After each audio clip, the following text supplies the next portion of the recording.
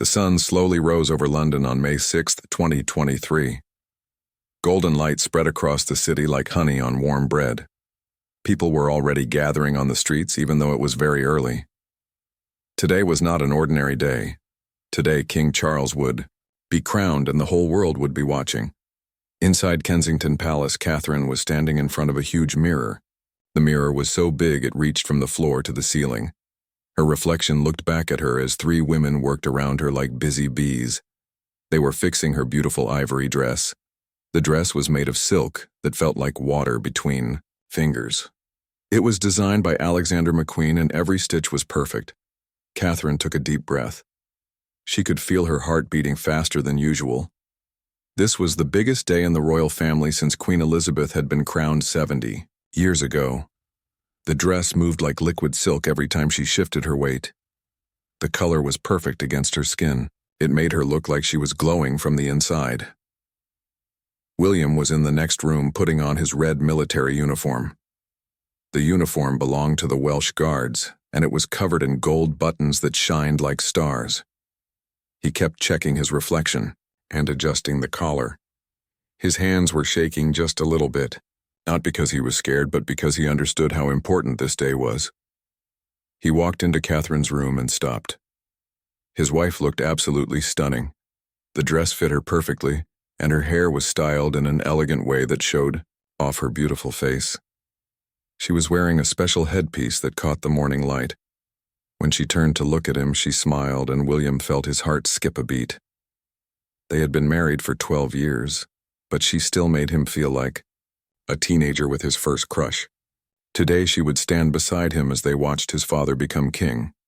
Tomorrow they would be one step closer to the throne themselves. In another part of the palace, their three children were getting ready. George was 9 years old now, and he understood that today was very special. He was wearing a smart suit and trying very hard to behave like a grown-up. Charlotte was 8 and she looked like a little princess in her pretty dress. She kept asking questions about what would happen during the ceremony. Louis was only 5 years old and he was having trouble sitting still. The royal nannies were trying to help him get dressed, but he kept wanting to run around and play. His energy was infectious and everyone in the room was smiling at his excitement. Catherine could hear her children's voices from the other room. She loved hearing them laugh and talk. Even on such a serious day, she wanted them to remember the joy of being together as a family. She knew that millions of people around the world would be watching them today, but she also knew that the most important thing was that they support each other. The morning air felt electric with anticipation. Palace staff were moving quickly through the hallways, making sure everything was perfect. Cars were being prepared outside. Security guards were checking every detail twice. The whole palace felt like it was holding its breath. William came up behind Catherine and gently placed his hands on her shoulders. In the mirror, they looked like the perfect royal couple, strong, confident, and ready for whatever the day would bring. They had faced many challenges together over the years. Public scrutiny, difficult royal duties, and the pressure of always being in the spotlight. But they had also shared incredible joy. Their wedding day, the births of their children, and countless moments of happiness together. Today would be another chapter in their love story and in the history of the British royal family. Catherine reached up and placed her hand over William's. Together they looked at their reflection, knowing that in just a few hours they would be part of something truly historic. The morning sun continued to rise over London, and with it came the promise of a day that no one would ever forget. The Golden State coach waited outside Kensington Palace like a magical carriage from a fairy tale. The coach was covered in gold paint that sparkled in the morning sunlight. 8 beautiful horses stood ready to pull the royal family through the streets of London. Their coats were brushed until they shined, and their harnesses were polished to perfection. William helped Catherine climb into the coach. Her ivory dress spread around her like a cloud of silk. The special headpiece she wore caught the light and made her look like she was wearing a crown made of stars. William sat beside her in his red military uniform. The gold buttons on his jacket gleamed as bright as the coach itself. The children climbed in after their parents. George sat up very straight, trying to look grown up and important. Charlotte smoothed her dress carefully and folded her hands in her lap like a proper princess. Louis pressed his nose against the window and his eyes grew wide as he saw all the people waiting outside. Thousands and thousands of people lined the streets. They had been waiting since before sunrise to catch a glimpse of the royal family. Some had traveled from other countries just to be there. They carried flags and flowers and cameras. When the coach started moving, the crowd began to cheer so loudly it sounded like thunder. Catherine waved at the people with a gentle smile. Her hand moved gracefully through the air like she was painting invisible pictures in the sky. The people cheered even louder when they saw her. Some threw flower petals that floated down like colorful snow. Others held up signs with messages of love and support. William waved too, but he also kept looking around carefully. Even on this happy day, he was thinking about keeping his family safe. His eyes moved from one side of the street to the other. But when he saw how excited the people were, he could not help but smile. The joy on their faces was real and beautiful. Louis could barely contain his excitement. He bounced a little in his seat and pointed at everything he saw. There were people hanging out of windows waving flags.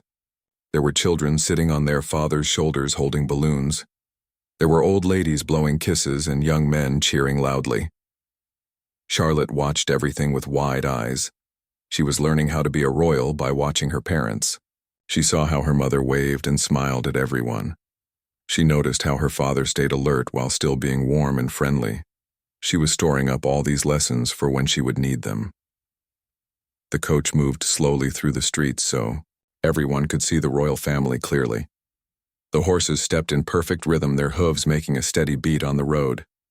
The sound mixed with the cheering of the crowd to create a symphony of celebration. Catherine and William held hands for a moment when the crowd was especially loud. It was a small gesture, but photographers captured it. The picture would later appear on the front pages of newspapers around the world. It showed that even in the middle of all this ceremony and tradition, they were still a husband and wife who loved each other. The journey to Westminster Abbey felt like it took forever, and no time at all. Every street was packed with people. Every building was decorated with flags and banners. The whole city had been transformed into a celebration of royal history and tradition. As they got closer to Westminster Abbey, the buildings became older and more grand. The coach passed by places where kings and queens had walked for hundreds of years. Soon they would join that long line of royal history themselves. Westminster Abbey stood like a giant stone castle against the blue sky. The ancient building had watched over London for almost 1,000 years. Its tall towers reached up toward the clouds, and its carved stone walls told stories of kings and queens from long ago. Today it would host the most important ceremony in decades. The golden coach stopped in front of the Abbey's great doors. William stepped out first, and then helped Catherine down the steps. Her ivory dress flowed behind her like water as she moved. The silk caught the light and seemed to glow with its own inner fire. People gasped when they saw how beautiful she looked. The Abbey doors were huge and made of dark wood that had been polished until it shined. They opened slowly like they were revealing a secret world inside. The sound echoed through the stone corridors and mixed with the soft music that was already playing. Inside the Abbey, everything looked like a dream. Golden decorations hung from every surface. Red carpets covered the old stone floors. Thousands of candles flickered and danced, casting moving shadows on the walls. The light made everything look magical and otherworldly. 2,000 guests were already seated inside the Abbey. They came from every country in the world. There were presidents and prime ministers. There were movie stars and business leaders. There were ordinary people who had done extraordinary things. All of them had come to witness history being made. Catherine walked down the center aisle with perfect grace. Every step was measured and elegant. Her dress moved like liquid silk around her legs. The headpiece she wore sparkled in the candlelight and made her look like she was wearing starlight in her hair. People turned to watch her pass and whispered about how stunning she looked. William walked beside her with his head held high. His red military uniform made him look strong and important. The gold decorations on his chest caught the light from the candles. He looked like a prince from a storybook, but also like a man ready to serve his country. The children followed behind, their parents. George walked with serious steps like he understood how important this moment was. His young face was calm, but his eyes were wide with wonder at the incredible scene around him. Charlotte moved with the grace of a natural princess. Her dress was perfect, and her posture was straight as an arrow. Louis tried his best to walk properly, but his excitement kept bubbling up. He looked around at all the decorations and all the important people. Sometimes he whispered questions to his parents, and they answered quietly without breaking their royal composure. The family found their seats in the front rows where they could see everything clearly. The chairs were covered in red velvet and decorated with gold thread. They looked like thrones fit for a royal family. Catherine arranged her dress carefully so it would not wrinkle during the long ceremony. The abbey fell quiet as everyone waited for the ceremony to begin. The silence was so complete, you could hear people breathing. Even the youngest children seemed to understand that something very special was about to happen. The ancient stones of the abbey seemed to hold their breath along with everyone inside. William and Catherine looked at each other and shared a moment of understanding. They were about to witness William's father become king. Their own lives were about to change forever. The weight of history and tradition surrounded them like the golden light of the candles. The most sacred part of the ceremony was about to begin. King Charles walked slowly toward the golden screen that would hide him during the anointing. This was the moment when an ordinary man would become a king blessed by God. The Archbishop of Canterbury waited with a small bottle of holy oil that had been blessed for this special purpose. William and Catherine sat perfectly still as they watched. They could feel the weight of history pressing down on them like a heavy blanket. In just a few minutes, William would no longer be the son of a prince. He would be the son of a king, the direct heir to the throne of England. The future of the monarchy would rest on his shoulders. Catherine felt her heart beating faster. She was no longer just supporting a future heir.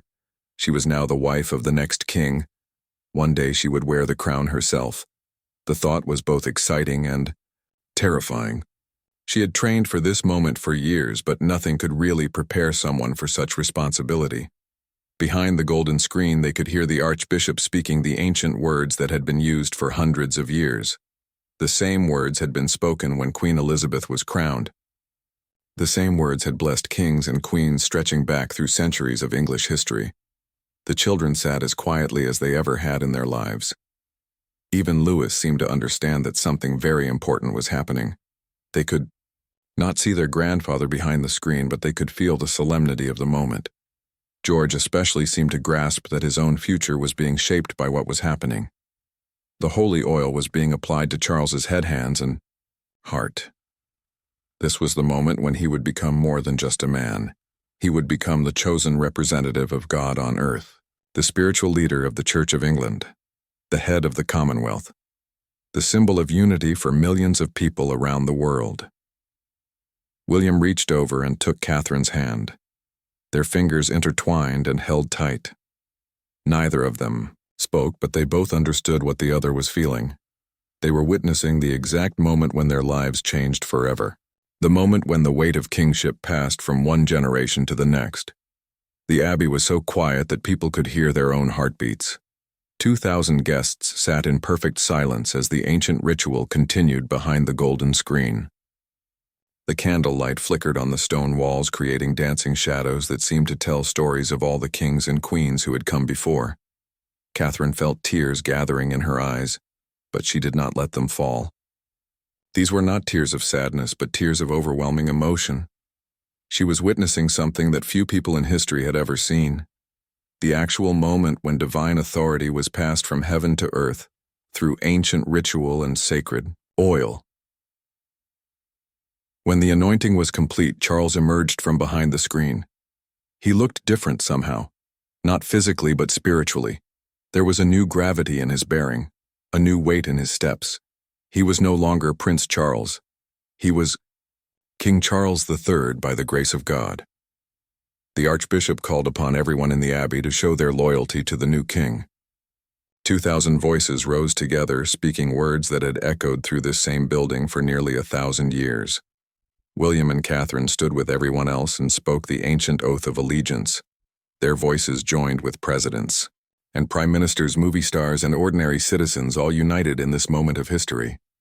The words seemed to lift up toward the stone ceiling and beyond to heaven itself.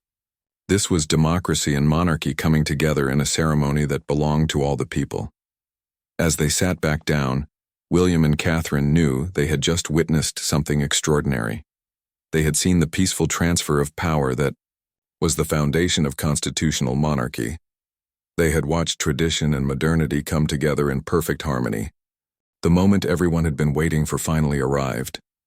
The Archbishop of Canterbury lifted St. Edward's crown high above his head. The crown was made of solid gold and covered with precious stones that had witnessed the crowning of kings for over 1,000 years. It weighed 5 pounds and represented the authority of heaven and earth combined.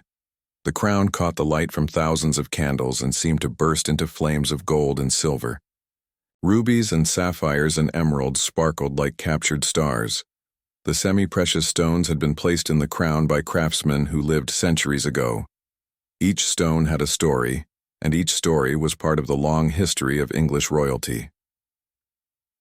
William watched as the crown was slowly lowered onto his father's head. This was the exact moment when Charles became truly king, not just in name but in the eyes of God and the world. The weight of the crown was nothing compared to the weight of responsibility it represented. Every king who had ever worn it had carried the hopes and dreams of millions of people. Catherine held her breath as the crown settled into place. King Charles looked transformed by its presence. The man she had known as her father-in-law was still there, but now he was something more. He was the living symbol of a nation and a tradition that stretched back through the mists of time. The children stared with wide eyes at their grandfather. He looked like a king from their storybooks, but he was real, and he was family. The crown made him seem taller and more important, but his eyes were still kind when he looked at them. Louis pointed quietly at the sparkling jewels, and Charlotte had to gently lower his hand. The Archbishop then placed the golden orb in the new king's left hand. The orb was topped with a cross and represented the Christian world under the rule of Christ. It was another symbol of the king's role as defender of the faith and protector of the church. The weight of it in his hand reminded him of the spiritual duties that came with the crown. Next came the scepter placed in the king's right hand. This was the symbol of earthly power and royal authority. The scepter was topped with the largest cut diamond in the world. The Cullinan diamond was so big and so brilliant that it seemed to contain light from another world. Together, the orb and scepter represented the balance between spiritual and earthly power. William felt his own future settling on his shoulders as he watched. One day that crown would be his. One day he would hold that orb and scepter. One day he would sit on that throne and carry the weight of kingship. The thought was both thrilling and terrifying. He squeezed Catherine's hand tighter and she squeezed back. The newly crowned king sat on the coronation chair, which was over 700 years old. The chair had been carved from oak and covered in gold leaf. Underneath the seat was the stone of destiny, which had been used in Scottish coronations for centuries. Every English monarch since Edward I had been crowned sitting on this same chair. The transformation was complete. King Charles III sat on the ancient throne wearing the crown of his ancestors and holding the symbols of royal power. The man who had been Prince of Wales for over 50 years was now the sovereign of the United Kingdom and the Commonwealth realms. The congregation erupted in a carefully controlled cheer. People who had been sitting in reverent silence for hours finally released their joy and excitement. The sound filled the ancient abbey and seemed to shake the very stones of the building. Even the most dignified guests could not help but smile and applaud. William and Catherine stood with everyone else and applauded their new king. But they also shared a look that spoke of their own future. They had just seen what awaited them. They had witnessed the moment when a person becomes more than human and takes on the sacred duty of service to a nation and its people. Prince Louis was trying his absolute best to sit still, but his 5-year-old body was full of energy that wanted to burst out. He kept shifting in his seat and looking around at all the amazing things happening in the abbey. His eyes were as wide as saucers as he took in the golden decorations, the flickering candles, and the thousands of people in fancy clothes. Catherine noticed her youngest son's restlessness and gently placed her hand on his knee. She leaned down and whispered something in his ear that made him smile and settle down for a few minutes. But soon, He was fidgeting again, pointing at the crown jewels and trying to ask questions about everything he was seeing. When the choir started singing, Louis's face lit up with wonder. The music was so beautiful and so loud that it seemed to fill every corner of the ancient building. He started to move his head in time with the music until Charlotte gave him a gentle nudge to remind him to sit properly. Princess Charlotte was being the perfect little royal. She sat with her back straight and her hands folded neatly in her lap. She had been preparing for this day, and she understood how important it was to behave properly. But even she could not hide her amazement at the spectacular ceremony happening. Before her eyes, when the crown was placed on her grandfather's head, Charlotte's mouth opened in a small gasp of wonder. The crown was so beautiful and so sparkly that it looked like something from a fairy tale. She watched as the orb and scepter were given to the new king, and her young mind tried to understand the meaning of it all. Charlotte had been taught about royal history, and she knew that one day her father would wear that same crown. She looked at him sitting beside her mother and tried to imagine him as king. The thought made her feel proud and excited about her own future role in the royal family. Prince George understood more than his younger siblings about what was happening. At 9 years old, he knew that this ceremony would change his life forever. He was now second in line to the throne after his father. One day the crown would pass to him and he would have to serve his country just like his grandfather was promising to do. George watched every moment of the ceremony with serious attention. He was learning how to be a king by watching his grandfather become one. He noticed how the king held his head high and how he spoke the ancient words with dignity and grace. These were lessons that George would carry with him for the rest of his life. When the most solemn parts of the ceremony were happening, all 3 children managed to sit quietly and respectfully.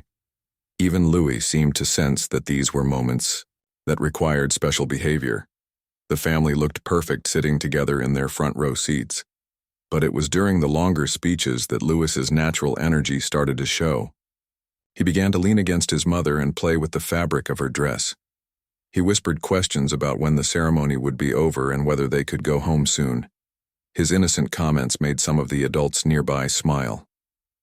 Catherine handled her children's behavior with the skill of an experienced mother and a future queen.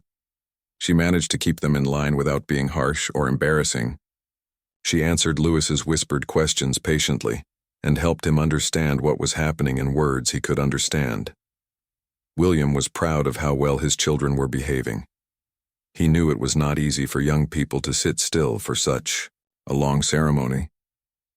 But they were doing their best and showing the world that they were ready to take on their royal duties even at such young ages. The cameras captured every moment of the children's reactions.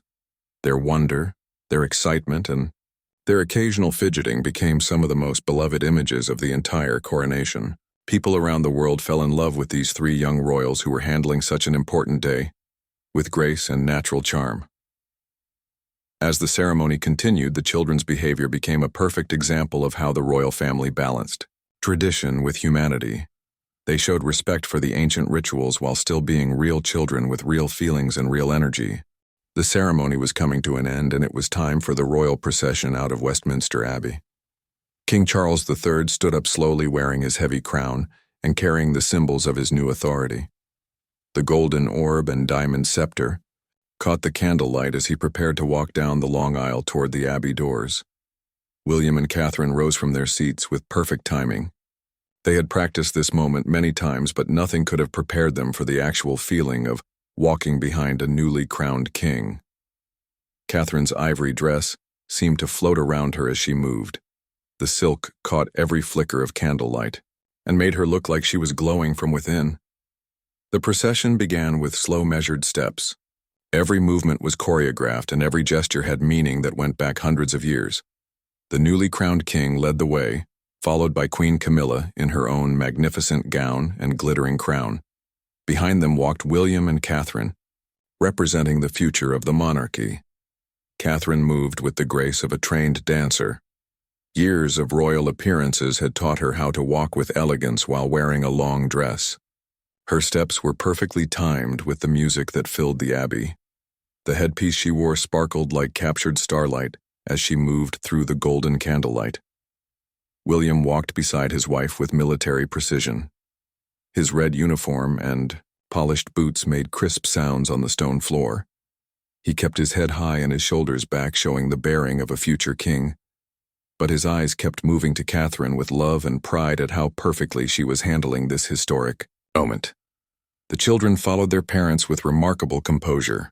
George walked with the serious dignity of a boy who understood his important role.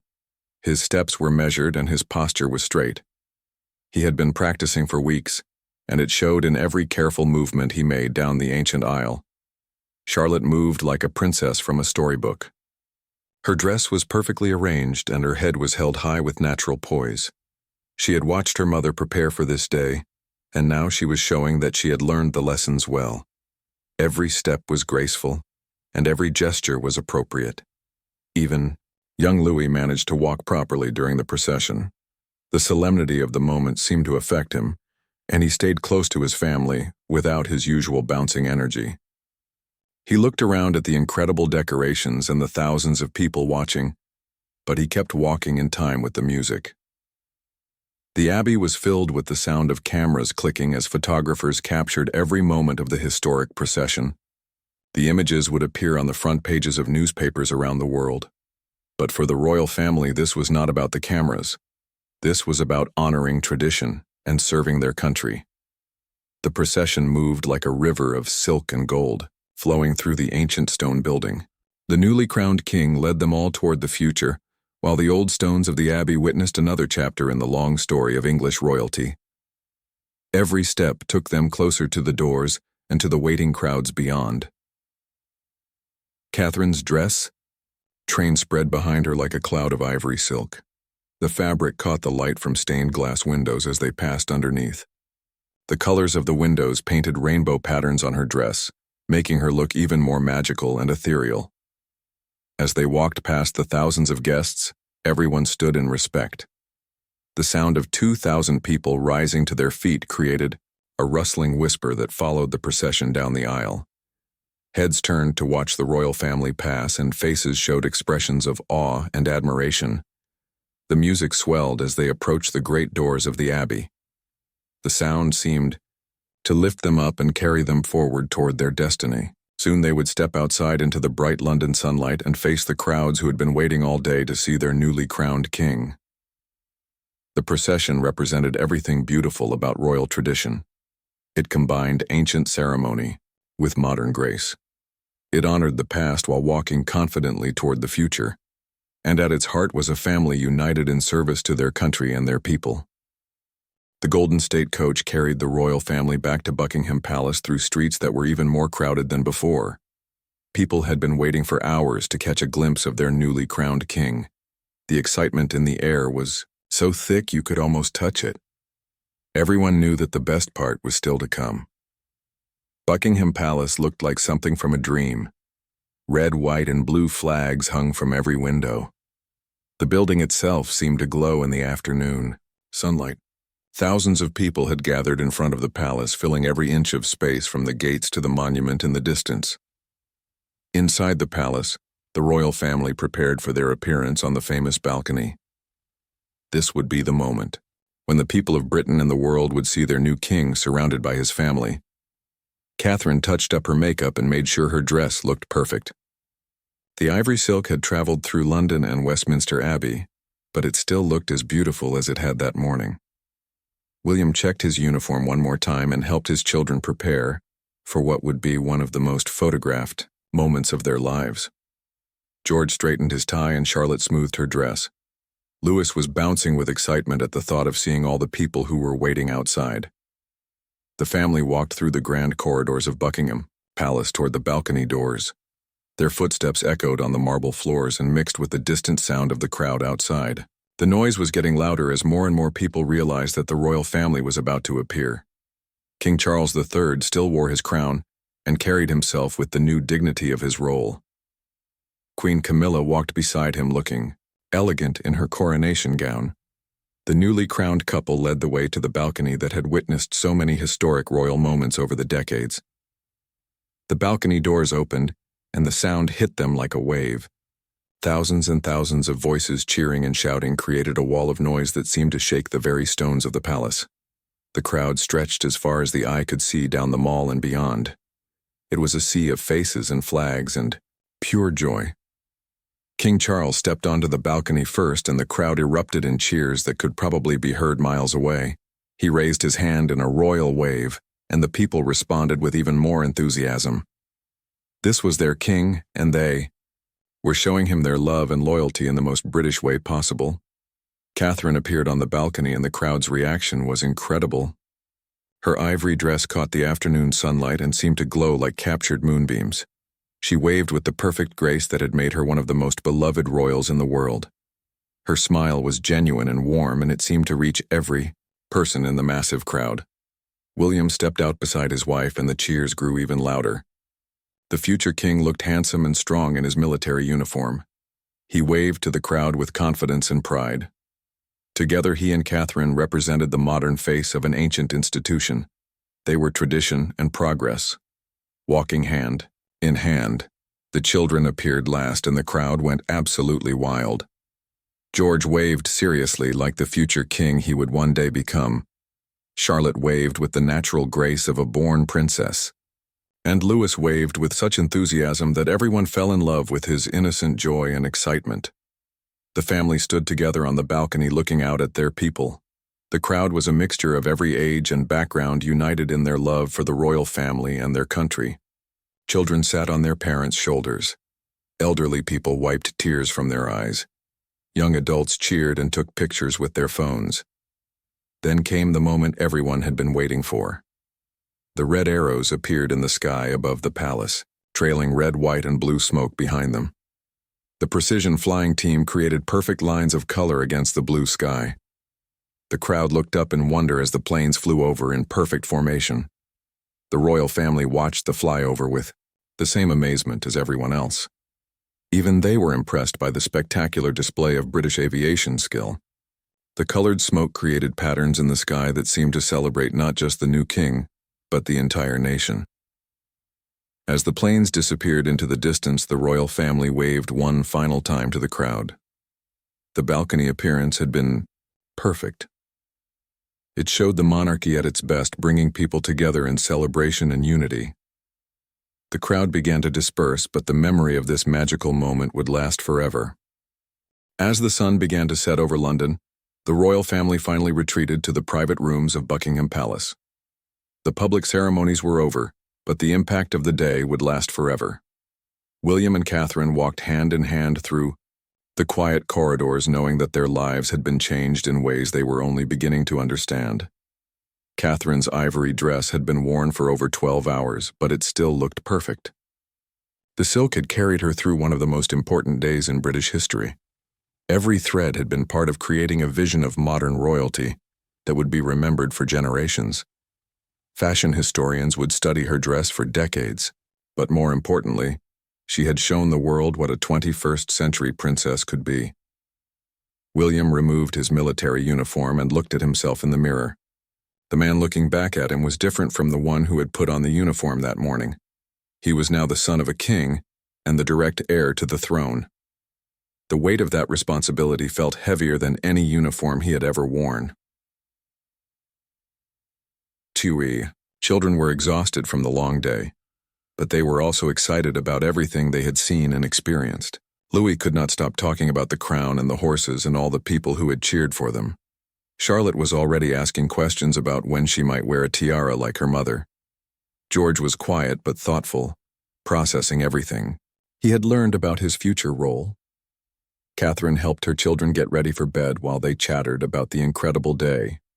She listened to their excitement and answered their questions with patience and love. These were the moments that mattered most to her. Not the cameras or the crowds, but the chance to be a mother to 3 wonderful children who happened to be royals. As the family settled into their private quarters, they reflected on what they had accomplished. They had not just witnessed history, they had helped create it. Their presence at the coronation had shown the world that the monarchy was in good hands for the future. They represented continuity and change, working together in perfect harmony. The photographs from the day were already appearing around the world. Catherine's elegant fashion choices would influence designers for years to come. William's dignified bearing had shown he was ready for kingship. The children's natural charm had won hearts everywhere. Together they had created a new standard for what royal families could be in the modern world. But beyond the public success was something even more important. They had supported each other through one of the most challenging and meaningful days of their lives. William had been there for Catherine when the pressure felt overwhelming. Catherine had helped William understand the magnitude of his new responsibilities.